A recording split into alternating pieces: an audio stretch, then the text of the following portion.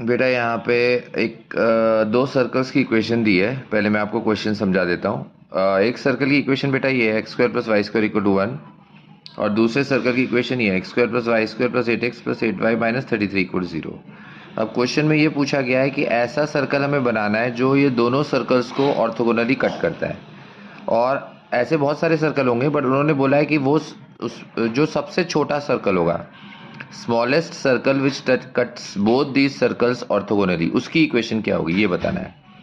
ठीक है, तो हमने इस सर्कल को जनरल फॉर्म में मान लिया। अब इसमें हम 1 को लेफ्ट में लेके जाएंगे तो जी और एफ की वैल्यू 0 होगी, क्योंकि एक्स और वाई की टर्म है नहीं, और कांस्टेंट हो जाएगा -1। सिमिलरली इस इक्वेशन में जी और एफ निकाल सकते हैं 2 से डिवाइड करके, तो G2 4 हुआ, F2 4 हुआ, और C2 क्या हुआ, -33। अब बेटा यहाँ पे हम कंडीशन ऑफ ऑर्थोगोनलिटी का यूज करेंगे ये सर्कल और इस सर्कल के बीच में। तो 2GG1 plus 2FF1 is equal C plus C1। G1 और F1 0 हो गए, और C1 की वैल्यू -1 है, तो उससे C का वैल्यू हमें 1 मिल गया।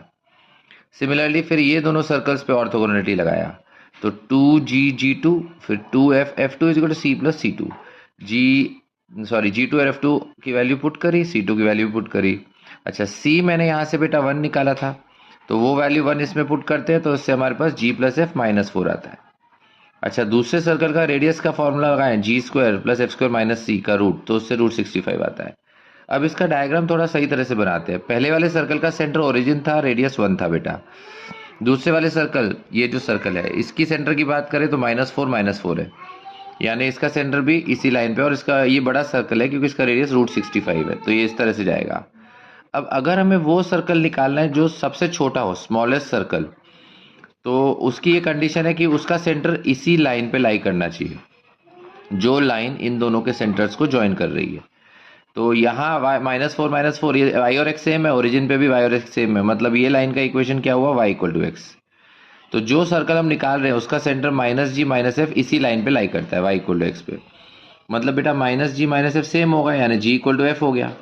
अब इस इक्वेशन में f की जगह g डालो, तो अगर आप f की जगह g डालोगे तो g इक्वल टू -2 आएगा, और f भी -2, तो g भी -2, f भी -2, और c की वैल्यू 1 तो निकाल ही ली थी, तो अपने पास इक्वेशन आ गई बेटा, x square plus y square -4x -4y +1 equal to 0। Okay, thank you.